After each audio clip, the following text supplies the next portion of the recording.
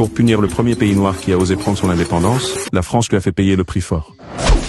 En 1804, Haïti devient la première république noire indépendante, et un peuple d'anciens esclaves, armés de courage et de rage, chasse l'armée de Napoléon. Une humiliation pour la France.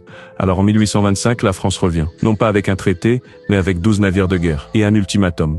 Le roi Charles X exige 150 millions de francs or. Une somme délirante censée compenser les anciens colons français pour la perte de leurs plantations et de leurs esclaves. Haïti, pays libre, doit indemniser ses anciens bourreaux. L'oppresseur est dédommagé. La victime paye, c'est l'une des injustices économiques les plus cyniques de l'histoire moderne. Pourquoi la France a-t-elle fait ça? C'est simple, pour envoyer un message. Haïti avait osé ce que d'autres n'avaient même pas imaginé, briser ses chaînes. Et ça faisait peur, très peur. Alors pour dissuader les autres colonies comme la Martinique ou la Guadeloupe de suivre cet exemple, la France a voulu faire de Haïti un avertissement vivant. Et d'ailleurs, ça a marché. Encore aujourd'hui, quand un Guadeloupéen ou un Martiniquais parle d'indépendance, il y a toujours quelqu'un pour sortir l'argument choc. Tu veux finir comme Haïti? Et là tout de suite ça refroidit. Bref, pour payer cette dette, Haïti contracte des prêts auprès de banques françaises. Le piège est en place. Pendant plus d'un siècle, le pays rembourse, s'endette encore, s'épuise.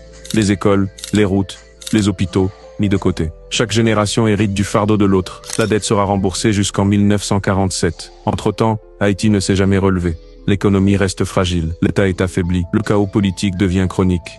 Encore aujourd'hui, Haïti est l'un des pays les plus pauvres du monde. Et ce n'est pas un hasard. Il n'a pas été en retard sur le développement. Il a été freiné, appauvri, étranglé dès le départ. On a mis un genou sur sa nuque au moment même où il se levait. Et malgré tout, Haïti a résisté, et il continue de résister. Et pour ceux qui diront, oui mais ça fait plus de 60 ans, ils auraient pu s'en sortir depuis... Oui, mais non. Imagine un truc simple.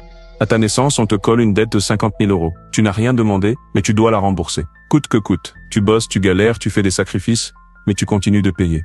Maintenant, pose-toi une question. 60 ans plus tard, tu penses vraiment que tu serais riche? Moi, j'ai un gros doute. Que retenir de l'histoire d'Haïti et de sa dette coloniale? Que le prix de la liberté peut être démesuré quand il est dicté par la peur et la vengeance. L'injustice d'hier laisse des cicatrices profondes, mais elle rappelle aussi la force de ceux qui